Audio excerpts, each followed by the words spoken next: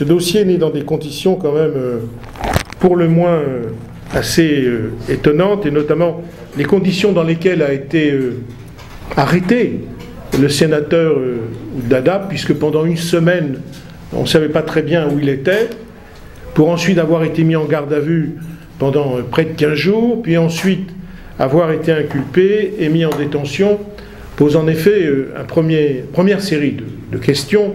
Pourquoi un traitement aussi dur?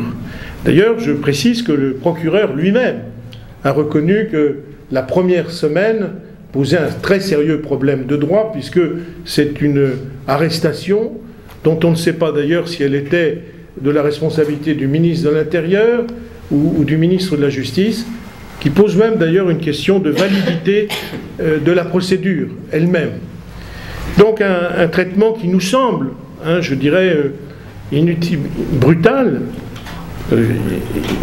La Convention européenne des droits de l'homme utilise des mots qui sont inhumains et dégradants, ce qui est vrai pour un parlementaire qui jouit de la considération générale, qui précisément présidait une commission de vérification sur l'attribution des marchés au Sénat, mais avec lui, beaucoup d'autres ont été inculpés sur un fond de débat politique extrêmement vif, une grande tension en Mauritanie. C'est pourquoi d'ailleurs nous sommes très attentifs sur ce point, parce que dans des périodes de grande tension politique, il s'agit de savoir si la justice, le droit, résiste ou ne résiste pas à la tension politique. Je dois vous dire que nous ne sommes pas là, nous sommes avocats, membres de ce collège de défense, ayant les mêmes droits, les mêmes titres que nos confrères mauritaniens. Nous ne sommes pas venus en donneurs de leçons, et d'ailleurs je ne vois pas pourquoi la France, même dans son histoire, pourrait donner des leçons à quiconque. Simplement, nous venons travailler ensemble sur des textes qui nous sont communs. La loi mauritanienne, nous l'avons lue, et nous voyons qu'elle est très proche de la loi française. C'est comme ça que nous avons travaillé sur ce dossier. On en a fait la liste d'ailleurs. Et c'est ce que nous avons dit au juge d'instruction. Parce qu'on ne s'est pas contenté avec le juge d'instruction que nous avons rencontré avec El Boumi et puis El Yazid. On ne s'est pas contenté d'une visite de courtoisie. D'une certaine manière, j'ai eu l'impression de plaider.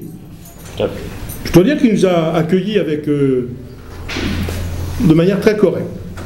Et que lorsque nous avons pu voir ensuite votre mari à la prison, il faut le dire, les services de la prison étaient très corrects.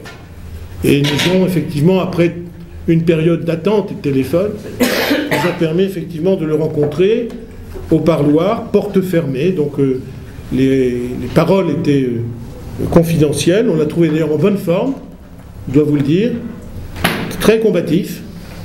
Il a eu d'ailleurs la grande gentillesse de nous parler en français, puisqu'il apprend le français. Je ne sais pas depuis combien de temps, mais j'ai trouvé qu'il le parlait très bien, et sans doute 1000 fois mieux que moi je pourrais parler l'arabe. C'est beaucoup d'excès quand même. C'est beaucoup d'excès quand même. Et donc, sur ce point, je dois remercions le juge d'instruction et les services pénitentiaires de nous avoir facilité notre travail. Il faut le dire, parce que on n'est pas venu ici pour rendre les choses plus difficiles. Pour autant, aujourd'hui, après quand même maintenant août, septembre, octobre, novembre, décembre, janvier, ça fait près de 5-6 mois, 6 mois, pas loin, qu'il est détenu, que beaucoup d'entre vous, et donc d'ailleurs des sénateurs, madame la sénatrice vous-même, des journalistes, des syndicalistes, sont inculpés avec des mesures de contrôle judiciaire qui limitent leurs droits, qui limitent leur activité, une liberté de circulation qui est entravée, ce qui pose quand même de très sérieux problèmes. Ce problème, il est lié parce que la loi, il y a une loi mauritanienne, il y a une constitution. La loi et la constitution sont très précises dans ce pays. On ne peut pas leur faire dire n'importe quoi, et donc des mesures aussi graves doivent correspondre à des certitudes, à des preuves, si on accuse les personnes. Il ne nous semble pas, après un examen vraiment très très sérieux, que ce soit le cas. Deuxièmement, nous avons une loi commune cette fois-ci entre nous, Français, et vous, Mauritaniens, et c'est notamment les textes internationaux que l'on a signés. Et ça, sur ce point, on s'appuie d'ailleurs sur ça.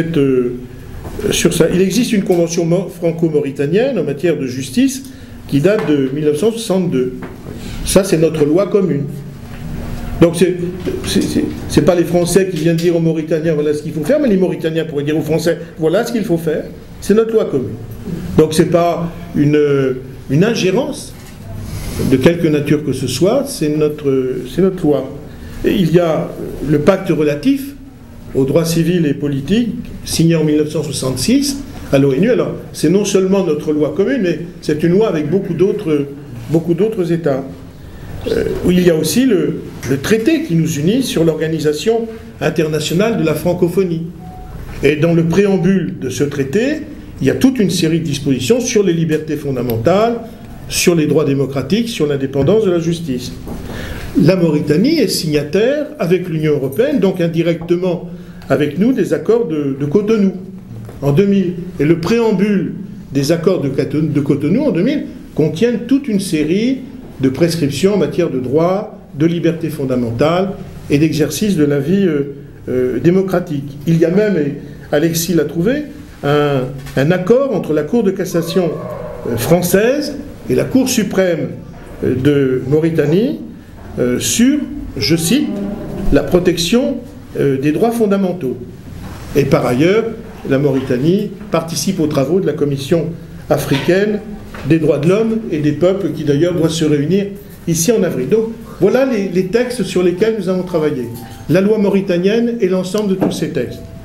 Alors souvenons-nous, les poursuites à l'origine, c'était quoi? Constitution d'une entité, au moment de l'enquête préliminaire, avant qu'il y ait le juge. Constitution d'une entité pour commettre des crimes de corruption, abus d'autorité, incitation à la violence. Aujourd'hui, il ne reste plus que corruption. Alors on connaît bien le délit de corruption, un délit qui figure dans le droit pénal mauritanien, qui figure d'ailleurs dans presque, sur le plan littéral, et écrit presque dans les mêmes termes dans le droit français. Alors, la corruption, c'est pourquoi on corrompt pourquoi? On ne corrompt pas pour corrompre. On corrompt pour avoir des avantages. Alors ça, quoi? Si je corromps, c'est peut-être pour obtenir une décision que sinon je n'obtiendrai pas de la part de quelqu'un qui est en mesure de prendre une décision. Je peux obtenir un marché public, par exemple, que je n'obtiendrai pas si je ne corrompais pas. Je peux obtenir une décision, un poste, que je n'obtiendrai pas si je ne corrompais pas. Bref, je peux bénéficier, je peux faire du trafic d'influence. La corruption est le corrupteur. Le corrupteur donne de l'argent, fait des promesses pour obtenir ce qu'il ne pourrait pas obtenir. Voilà, c'est ça, la définition de la corruption. Est-ce qu'on se trouve dans une situation comme celle-ci? Vous me pardonnerez, je fais du droit, mais il faut faire du droit avant de faire... Mais ça vous regarde, hein, ça regarde les citoyens mauritaniens, ça regarde la démocratie mauritanienne, votre République, ça regarde mes confrères sur ce point. Et voyons voir si cette affaire est une affaire de droit. Qui a-t-on voulu corrompre? Les sénateurs? Enfin, il y a un grand débat politique très important en Mauritanie, car le fait de savoir si on aura un système bicaméral ou simplement une chambre parlementaire, c'est un débat extrêmement important. Pour vous donner une référence, en 1969, le général de Gaulle avait envisagé de modifier, non pas de supprimer, mais de modifier la compétence du Sénat. Il a été battu. Et d'ailleurs, il est parti. Voilà. Le général était un républicain. Alors, vous voyez, c'est un vrai débat. Est-ce que les sénateurs ont besoin, vous savez, c'est des questions de bon sens. Est-ce que les sénateurs ont besoin d'être corrompus par quelqu'un pour défendre l'Assemblée parlementaire dans laquelle ils siègent? Si je suis dans n'importe quelle partie du monde et que je dis les sénateurs mauritaniens refusent la disparition du Sénat, on me répondra c'est normal puisqu'ils sont membres du Sénat. Ils veulent que leur Assemblée soit maintenue. Pas seulement pour eux, mais parce qu'ils pensent que leur assemblée a de l'importance. Pourquoi corrompre? Il n'y a pas de corruption. Alors, maintenant, les journalistes. Les journalistes, ils font leur travail. Ils donnent de l'information. Je vous signale que c'est extrêmement important parce que dorénavant, en droit international, on considère que l'information, donc, qui est produite par les journalistes, est un des piliers de la démocratie. Par exemple, la Cour européenne des droits de l'homme dit les journalistes qu'ils sont les chiens de garde de la démocratie. Voilà. L'information. Les journalistes, ils font leur travail. Ils disent ce qui se passe et professionnellement, ils donnent leur opinion. Les syndicalistes, quand on est effectivement, il y a 2 grandes centrales syndicales dans ce pays, alors les syndicalistes prennent position sur quand même un sujet de grande importance qui est la modification des institutions, ils prennent leur responsabilité de dirigeants de grandes organisations. Alors, est-ce que, franchement, des journalistes, des syndicalistes et encore plus des sénateurs parlementaires auraient besoin d'être corrompus ou auraient demandé à l'être pour prendre des positions sur des questions qui touchent à l'essence même de ce qu'ils sont? C'est absurde, n'est-ce pas? C'est absurde. Surtout que nous constatons, et c'est pour ça que nous voulions avoir des rencontres avec vous tous, que depuis, je parle notamment aux sénateurs, qui continuent toujours de se constituer en Sénat, qui se réunissent, je crois, près de 35, des fois ça plaît ou ça ne plaît pas, on a bien vu des vidéos. Les journalistes ont fait leur travail, et d'ailleurs eux n'ont pas été, je ne pense pas d'ailleurs qu'un journaliste s'est spontanément présenté devant le juge d'instruction et n'a pas du tout tenté de fuir les poursuites judiciaires. Il a quand même eu un contrôle judiciaire. Les syndicalistes n'ont pas pu participer à des réunions de leurs congrès mondiaux, de leurs 2 organisations syndicales. C'est une situation très grave. Je l'ai dit, on l'a dit ensemble au juge d'instruction, on peut dire que c'est une situation exceptionnellement grave. Et que prendre des mesures coercitives avec des inculpations de cette nature, soit on est sûr de ce que l'on a, soit on a des preuves, soit on est certain, soit on ne peut pas toucher à ce qui est quand même des libertés fondamentales, à des parlementaires qui mènent un débat public, à des syndicalistes et à des journalistes. Voilà. Donc, après tout, on pouvait venir ici en se disant, après tout, nous allons rencontrer une association de malfaiteurs. Si je regardais effectivement le libellé des accusations, je dois vous le dire, et ce n'est pas du tout pour être courtisan, parce que c'est une réflexion que nous avons eue ensemble, nous n'avons rencontré que des personnes honorables.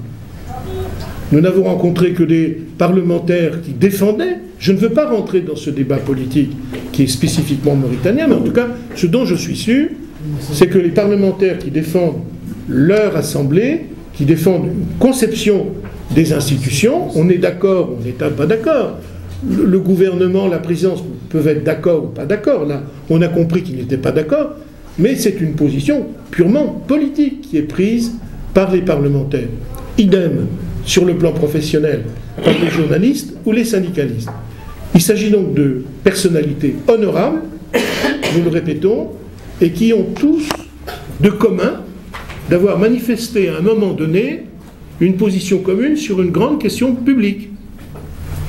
Ce qui ne veut d'ailleurs pas dire qu'ils étaient d'accord entre eux, puisque si j'ai bien compris, dans le groupe des sénateurs, il y en a qui étaient la majorité et d'autres qui ne l'étaient pas.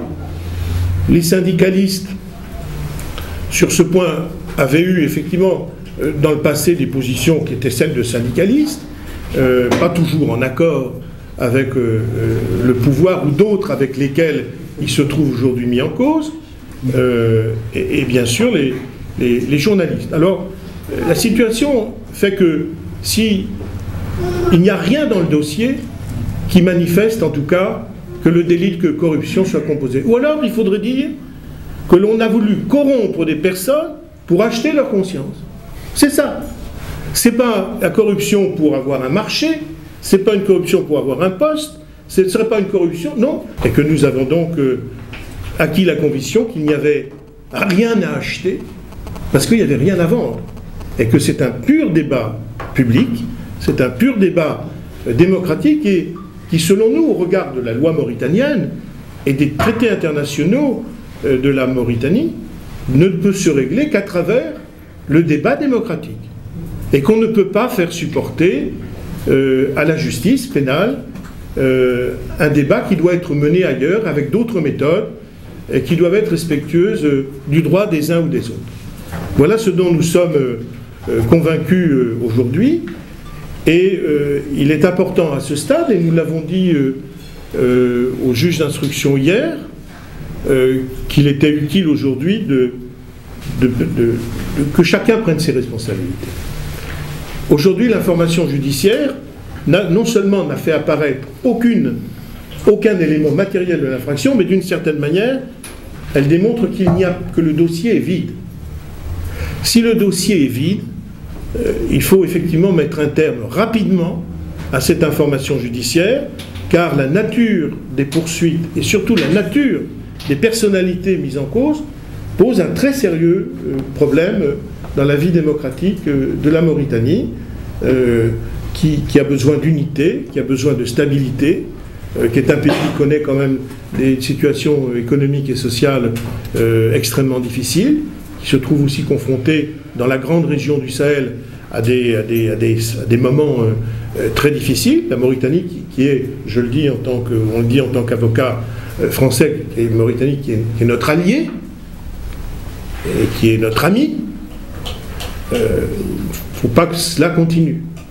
C'est-à-dire, il faut que l'ensemble des personnes prennent leurs responsabilités, d'abord les juges. D'ailleurs, je constate qu'une fois, le juge d'instruction a pris pour un sénateur qui avait des problèmes de santé une mesure d'ailleurs d'assouplissement du contrôle judiciaire, ce qui est très bien, et ce qui est une marque d'indépendance, mais le procureur a fait appel. Il ne faut pas prolonger cette affaire. Maintenant, nous avons tous la conviction qu'il n'y a rien dans le dossier.